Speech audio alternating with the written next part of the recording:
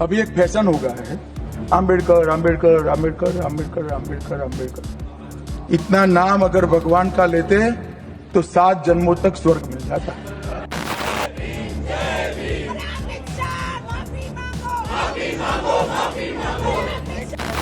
खिलाफ है ये कॉन्स्टिट्यूशन। इन्होंने कहा, ये पहले ही कह रहे थे कि कॉन्स्टिट्यूशन को हम चेंज करेंगे, ये इसके खिलाफ हैं। अगर थोड़ा सा भी बाबा साहब अम्बेडकर के बारे में श्रद्धा है तो रात के 12 बजे के अंदर वो निकाल देना चाहिए, वो ड्रॉप कर देना चाहिए। अरे आगे से हटिए ना, अरे किनारे होइए ना।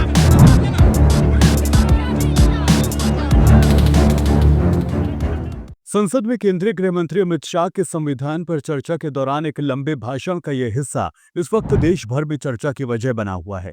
इस बयान से ऐसा हंगामा हुआ है कि संसद की कार्यवाही स्थगित करनी पड़ी है, बल्कि इस स्थगन के बाद अंबेडकर का अपमान देखकर हमलावर विपक्ष भी सड़कों पर उतर आया। अमित शाह ने बुधवार को प्रेस कॉन्फ्रेंस की और ट्विटर पर तड़ीपार माफी मांगो तक ट्रेंड करने लगा। ये तमाम हंगामा अब भी जारी है। अमित शाह ने कहा, जिन्होंने जीवन भर बाबा साहब का अपमान किया, उनके सिद्धांतों को दरकिनार किया गया, सत्ता में रहते हुए बाबा साहब को भारत रत्न नहीं मिलने दिया, आरक्षण के सिद्धांतों की धज्जियां उड़ाई गई, वो लोग आज बाबा साहब के नाम पर भ्रांति फैलाना चाहते हैं। इस बयान पर मचे बवाल के बाद प्रधानमंत्री नरेंद्र मोदी ने भी सोशल मीडिया पर बयान जारी कर बताया कि उनकी सरकार ने भारत के संविधान निर्माता भीमराव अंबेडकर के सम्मान में क्या क्या काम किए हैं। लेकिन इन सब के बावजूद हंगामा अभी भी थम नहीं रहा। कांग्रेस चीफ मल्लिकार्जुन खड़गे ने अमित शाह पर अंबेडकर का अपमान करने का इल्जाम लगाते हुए उनसे इस्तीफा तलब किया है। वहीं बहुजन समाज पार्टी के अध्यक्ष मायावती ने बयान जारी कर कहा है कि कांग्रेस और बीजेपी दोनों ही पार्टियां भीमराव अंबेडकर के नाम पर सिर्फ राजनीति ही कर रही हैं। अब ऐसे में सवाल यह है कि अमित शाह के बयान पर बीजेपी को इतनी सफाई क्यों देनी पड़ रही है कि खुद प्रधानमंत्री नरेंद्र मोदी तक को ट्वीट करने पड़ रहे हैं।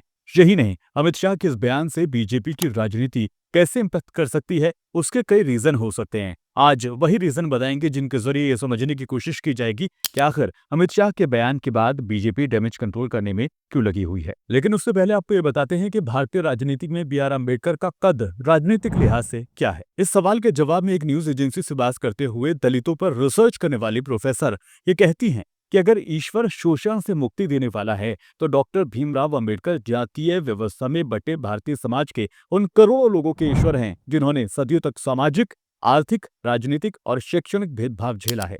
भीमराव अंबेडकर ने संविधान में बराबरी का अधिकार देकर अनुसूचित और पिछड़ी जातियों को शोषण से मुक्ति दी है कि यही वजह है कि अंबेडकर की विचारधारा से जुड़े और दलित राजनीति से जुड़े लोग अमित शाह के इस बयान को अंबेडकर का अपमान यानी उनकी तौहीन मान रहे हैं। वहीं दूसरी तरफ अंबेडकर पर अमित शाह के बयान के बाद से भारतीय जनता पार्टी पूरी तरह से बचाव की मुद्रा में नजर आ रही है। यही नहीं, भारतीय जनता पार्टी ने हाल के सालों में दलितों और पिछड़े वोटरों को अपनी ओर खींचने की कोशिश की है। ऐसे में अमित शाह के इस बयान से बीजेपी को खासा नुकसान होने के इम्कान है, लिहाजा अब डैमेज कंट्रोल की कोशिश हो रही है। इसमें सबसे पहली वजह है कि बीजेपी के ब्राह्मणों और बनिया वाली छवि बनी हुई है। भारतीय जनता पार्टी के बारे में लंबे वक्त तक ये कहा जाता रहा है कि ब्राह्मणों और बनिया की पार्टी है, लेकिन बीजेपी ने पिछले एक दशक में इस पहचान से आगे जाकर हिंदू की समाज की दूसरी जातियों को भी जोड़ने में कामयाबी हासिल की है। ऐसे में बीजेपी को नुकसान दलितों से हो सकता है। बीजेपी का डैमेज कंट्रोल करने का दूसरा रीजन ये है कि दलितों को बीजेपी से जोड़ने की कोशिश राजनीति पर शोध करने वाले प्रोफेसर इस बारे में कहती हैं कि बीजेपी आज से नहीं बल्कि जनसंघ के जमाने से या उससे पहले से भी दलितों को बढ़ावा देती रही है।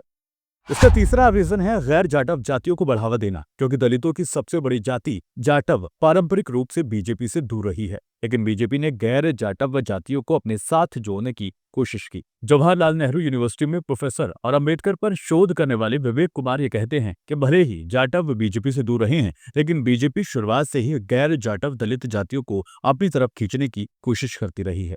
ऐसे में इस बयान से इस कोशिश को धक्का लगेगा। बीजेपी का जो डैमेज कंट्रोल करने का चौथा रीजन है वो है अंबेडकर को अपनाने की राजनीति का बढ़ता कंपटीशन। इस वक्त भारतीय राजनीति में बाबा साहब भीमराव अंबेडकर को अपनाने का एक तरह से कंपटीशन नजर आता है। कांग्रेस लगातार संविधान, जातिगत जनगणना और आरक्षण की बात कर रही है। कांग्रेस के अध्यक्ष खुद दलित नेता हैं, यानी मल्लिकार्जुन खड़गे जो दलित हैं। रीजन नंबर 5 की बात करें तो वो है कमजोर होती आत्मनिर्भर दलित राजनीति। इतिहास को देखें तो पता चलता है कि अपने दम पर राजनीतिक सत्ता तक पहुंचती रही दलित पार्टियां आज के वक्त में हाशिए पर हैं। बहुजन समाज पार्टी इसका सबसे बड़ा एग्जाम्पल है, जो आज अपने दम पर एक सांसद तक नहीं बना पा रही। साल 2011 की जनगणना के मुताबिक भारत में दलितों की आबादी करीब 16.6% है, लेकिन दलित संगठनों का यह मानना है कि भारत में दलितों की वास्तविक आबादी 20% से भी ज्यादा हो सकती है। लोकसभा में 84 सीटें दलितों के लिए इस वक्त आरक्षित है। हालांकि भारत में जातिगत जनगणना भी नहीं हुई है और ऐसे में कांग्रेस लगातार और बाकी विपक्षी दल भी जातीय जनगणना की मांग कर रहे हैं। विश्लेषक ये मानते हैं कि राजनीतिक सत्ता के लिए दलितों को साथ लेकर चलना पार्टियों की राजनीतिक मजबूरी बनी हुई है। अब इस वीडियो के आखिर में सवाल ये कि इस बयान से बीजेपी को कितना नुकसान हो सकता है। इस सवाल के जवाब पर एक्सपर्ट ये मानते हैं कि इसका कोई बड़ा राजनीतिक नुकसान भारतीय जनता पार्टी को नहीं होगा। वरिष्ठ पत्रकार अभय दुबे कहते हैं कि अम्बेडकरवाद और दलित समाज एक दूसरे के लिए हैं, लेकिन व्यवहारिक रूप से अगर देखा जाए तो अम्बेडकरवाद पर चलने वाले दलितों की तादाद बेहद कम है। ये दलित आबादी का एक बहुत छोटा सा हिस्सा है जो पूरी तरह से अम्बेडकर के विचारों के साथ चलता है। ऐसे में अमित शाह के इस बयान का दलित आबादी पर कुछ खास असर नहीं होगा।